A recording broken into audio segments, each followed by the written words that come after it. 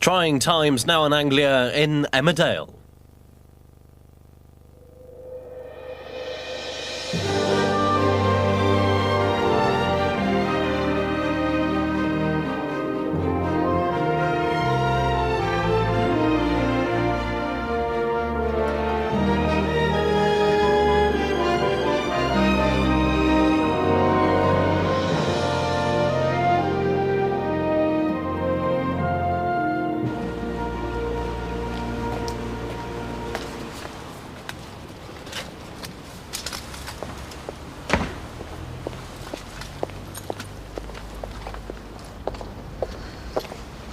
Got a minute, Caddy?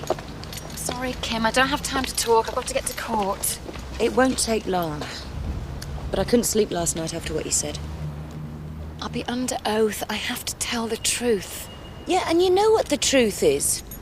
Steve drove at you deliberately. I don't understand why you suddenly seem to have doubts about that. I meant what I said about being afraid of Steve. That man is dangerous. I'm sorry, Kim. I don't think we should be having this conversation, not with the trial about to start. If you don't mind.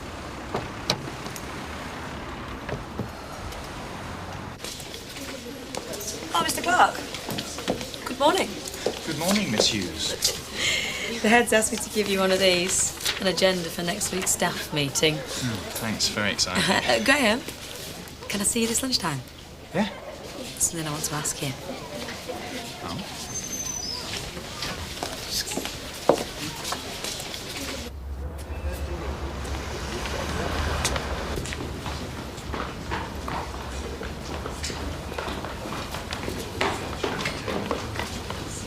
You won't be able to take her in.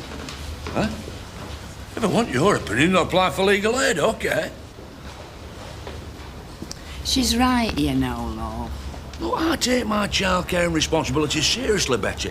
Me and Bella bonding. Will you come this way, please?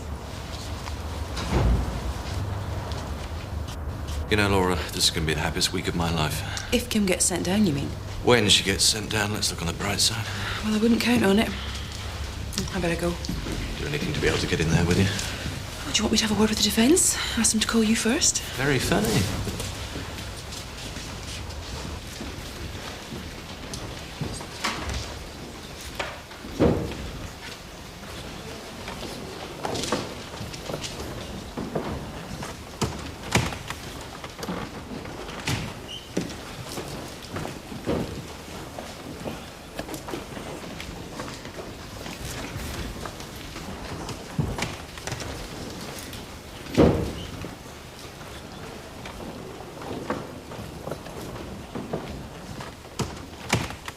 All stand.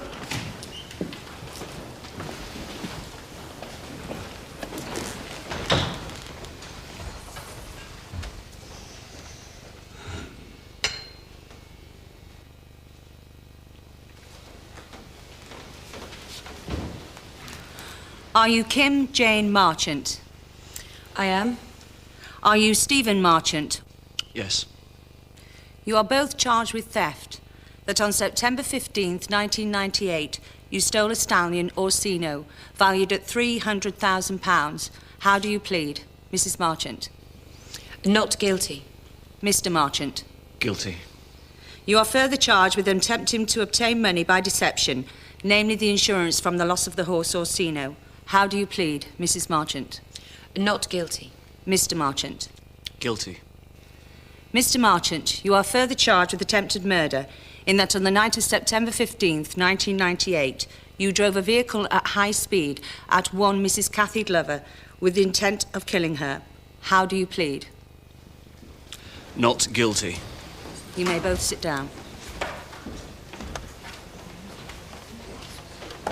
Your Honour, I appear for the prosecution. My learned friend, Mr. Derbyshire, appears as defence counsel for Mrs. Marchant, and my learned friend, Mr. Keating, appears as defence counsel for Mr. Marchant. Your Honour, the accused, Mr. and Mrs. Marchant, are bound together not only by the vows of marriage, but by greed and ambition. They enjoyed wealth. So when they lost all their money, they decided to take desperate measures. Mrs. Marchant will claim that her husband acted alone, but the prosecution will seek to prove that they acted together in planning the theft and the ensuing deception. The plan went disastrously wrong, so much so that in his determination to avoid recognition and capture, Mr. Marchant deliberately tried to kill an innocent young woman, Mrs. Cathy Glover, who had the misfortune to be in the wrong place at the wrong time.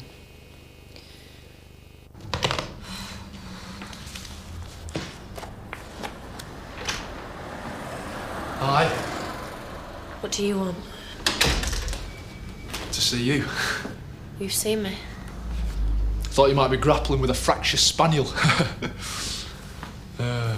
How's it going, the studying? Shouldn't you be frying onions or something? Well, take a minute. I've got something for you. Hello. I'm looking for Paddy. He's not here. Well, I'll see you later. Would you know where he is? Yeah, he's out on a call. Working. That's what we do here when people let us.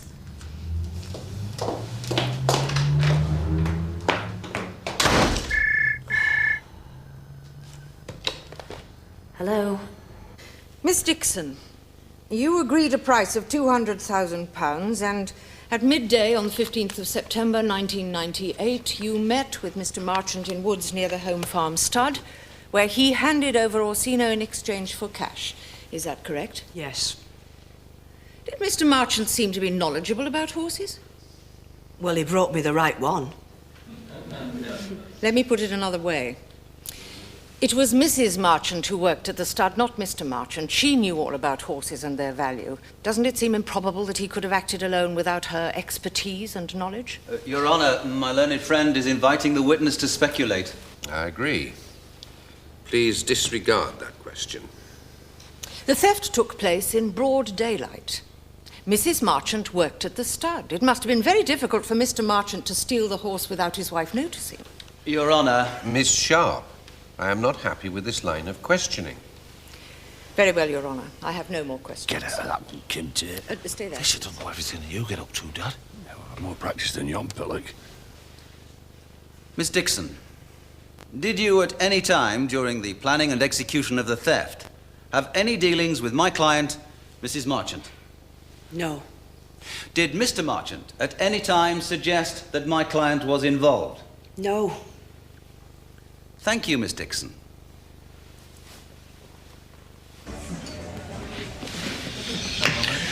Cheers, mate. How are you coping with that caffeine better? No problems. There's one I can't do without. In fact, I wish she was here right now. And yeah, nothing about staff shortage, eh? Could you do us a favour? What do you reckon to this? I didn't know you cared. It's for Lindenberg. It's a Christmas present. A bit late, aren't you? I'll go in a field and ask a sheep. I might get a sensible answer. I'm kidding you. Yeah, it's great. She'll love it. Yeah? Yeah. Sure, won't she? So what's the prosecution, counsel? I hope she's got the instincts of a Rottweiler. Why don't you get yourself some lunch? So who exactly did they see this morning? I mean, it can't have been many.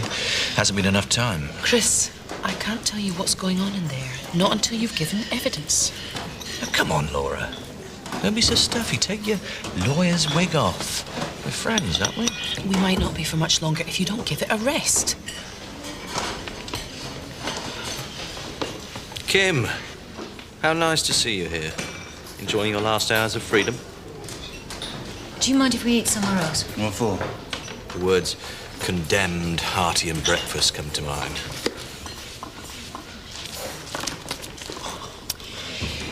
There's a slug in my salad. You should eat it. It's better than the stuff you'll get in prison. You said you had something to ask. Am I supposed to guess? I cannot remember the last time I felt this happy. Being with you is great.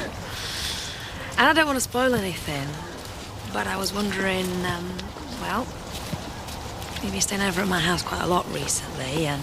I see you want us to cool it for a bit. No, quite the opposite, silly. I want you to move in with me. There, I said it.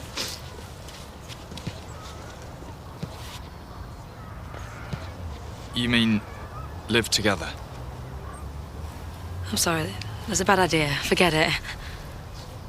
You took me by surprise, that's all. Well, does that mean yes or no? I don't know. I wasn't expecting you to ask. Saved by the bell.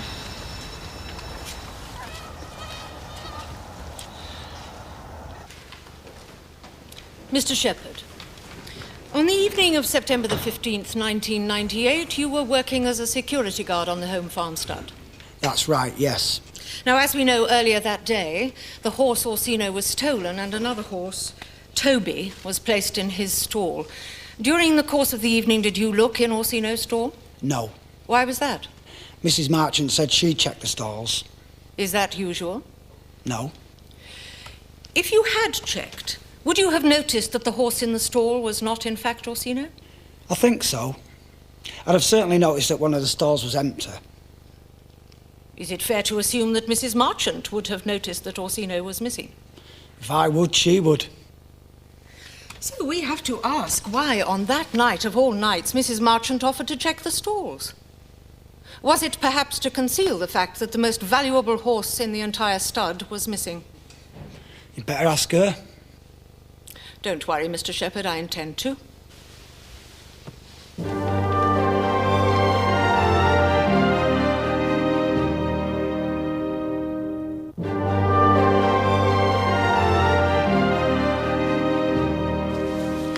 What do you reckon, Betty, about them horses?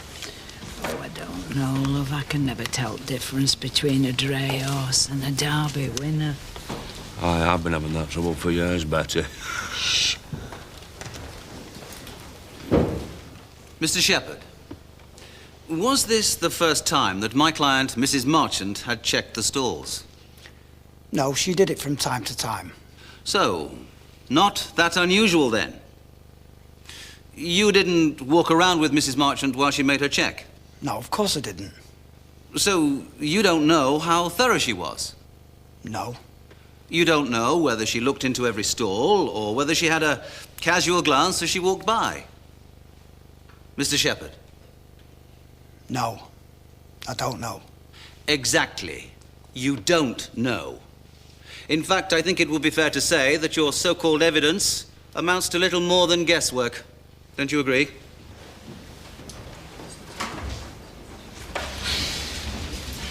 Chris, I'm not sure I can go through with this. Of course you can. The whole village is rooting for you. Maybe, but I'm the one who's got to stand up there. Well, it won't be too bad. It'll be over before you know it. You know, Steve could go to prison for a long, long time. Oh, come on, Kathy. I mean, don't tell me you're starting to feel sorry for him. He deserves everything he gets. For goodness sake, he tried to kill you.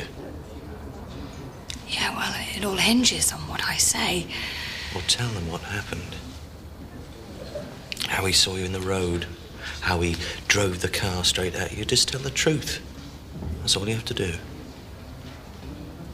I'd called round at the Marchants to see if I could get Steve, Mr. Marchant, to sign up for the fun run. And who was there when you arrived? Mrs. Marchant and Zoe Tate, her stepdaughter. They'd been having dinner. Mr. Marchant? He was upstairs making some phone calls. Did you see him up there? No, I didn't want to disturb him. Well, how can you be certain he was there? Because Kim, Mrs. Marchant, went upstairs to ask him about the fun run, and she shouted to him through the door. Did he reply? I didn't hear him. You wouldn't. By his own admission, we know that he wasn't there. The question is whether Mrs. Marchant knew that. What did she do when she came downstairs? She said he'd be down soon, and then she took some rubbish outside. Can you say what time that was? As a matter of fact, I can. It must have been just before 10. How can you be so sure of that? Because I went home soon afterwards. I switched the television on. I missed the first part of the 10 o'clock news. So, Mrs. Marchant was outside the cottage, on her own, just before 10 o'clock. Long enough to make a phone call? Yes, as I told the police. Mrs. Marchant came back in, having dealt with the rubbish. What happened then? We chatted for a few more minutes, then Mr. Marchant came downstairs. What did he say? He said he'd be delighted to do the fun run. So he got the message, one way or another. Mrs. Marchant asked him. Indeed she did. And if Mr. Marchant wasn't in the house when Mrs. Marchant went upstairs, how can she have communicated with him except by phone? She'll be hungry, Your Honour. She's got all her legs, hasn't she, Dad? I were the same. It's not that, Your Honour. She's wet. It must be the excitement. I'll go and change her. Remove that child at once, or you'll be held in contempt of court. Well, keep your wig on. We don't want to get in the wrong impression of British justice, do we? Leave this court. I bet you feel like a good cry too.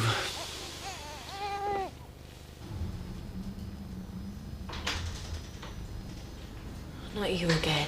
Well, I know you're busy, and I know at this precise moment in time you don't particularly want to see me. Not now, not ever. Yeah, I can understand you being angry. Oh, it's a minute of your time. For old time's sake. All right, get on with it. Say what you've got to say.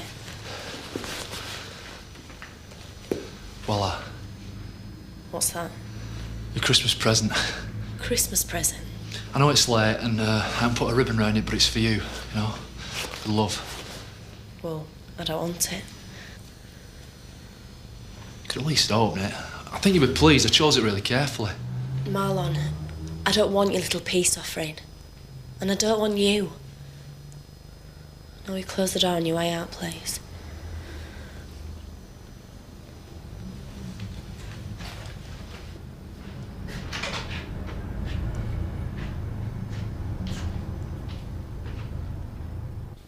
Detective Inspector, the money in this case was never recovered, is that right? That's correct. Have you any idea where it might be? Our inquiries are continuing. I take it that means no. Is it true that in the early days of your investigation, Mr. Marchant made a full confession and accepted full responsibility for the theft? Yes, he did. He in no way implicated my client, Mrs. Marchant? Not at the time, no. However, he later changed his statement. Yes, he did, didn't he? He came to you and told you that his wife was involved. But you didn't believe a word of it, did you? Not at the time, no. Well, what made you change your mind and decide that Mrs. Marchant had a case to answer? We received some new evidence. Ah, yes. The itemized phone bill brought to your notice by Mr. Christopher Tate. Yes? Mr. Tate visited you a number of times during your inquiry, did he not? Yes. Why? He thought he might have information that could be useful to us. And was it? Not initially, no. You questioned Mrs. Marchant on 2 occasions, following information received from Mr. Tate. That wasn't the only reason we brought her in. You questioned her twice and released her on both occasions without charge. Yes. Nonetheless, you seem to have a very high regard for Mr. Tate's ability as an amateur sleuth. Perhaps you should enlist his aid to find the missing money. Mr. Derbyshire, your levity is inappropriate. Detective Inspector, would you say that in his efforts to assist you in your inquiries, Mr. Tate was being entirely impartial? Your Honour, the Detective Inspector's opinions of Mr. Tate are of no relevance. I agree.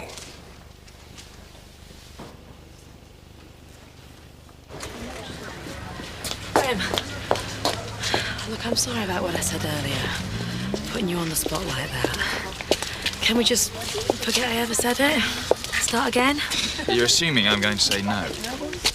We didn't seem very keen on the idea. It's not that. But it's a big commitment. If I'm honest, it scares me. You said yourself it could ruin everything. Yeah, I know. But I thought we could make it work. The way I feel about you.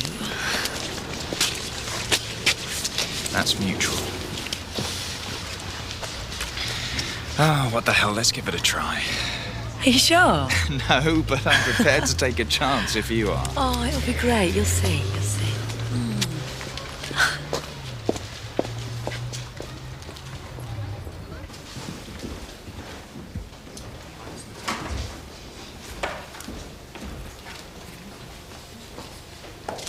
I swear by Almighty God that the evidence I shall give shall be the truth, the whole truth, and nothing but the truth.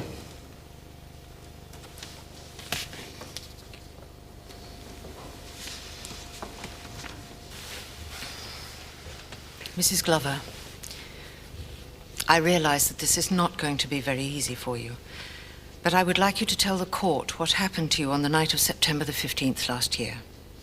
Yes. I'd been out for a meal with a friend, but he had to leave early, so I had to go home alone. On the way back, the taxi driver became very unpleasant, so I asked him to stop the car. The taxi dropped you on the road not far from the home farm stud? Yes. Mrs. Glover, take all the time you need. Thank you. I set off to walk back home. It was quiet. I'd walked that way 1,000 times before, and I didn't expect.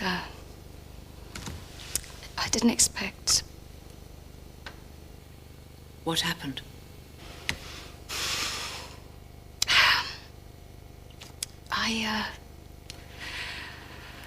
I heard a car engine. I saw headlights coming towards me. I thought it would stop and try and avoid me, but it didn't. It drove straight at me. Did you see the driver? Mrs. Glover, this is very important. Were you able to recognize the driver?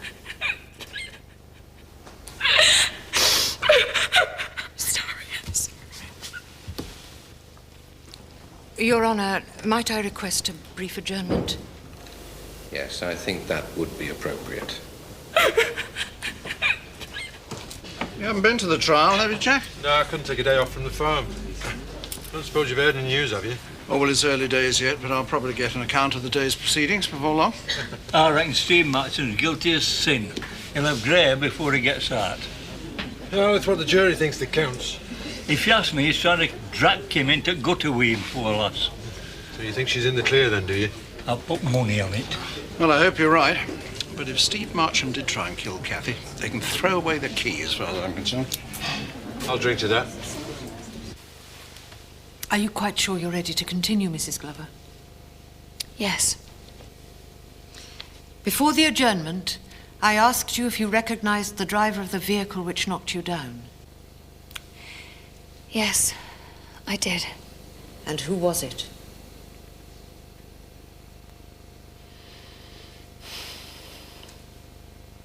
It was Steve Marchant. Are you certain of that? Yes, it was him. He saw me, he could have avoided me, but he deliberately drove straight at me. He tried to kill me.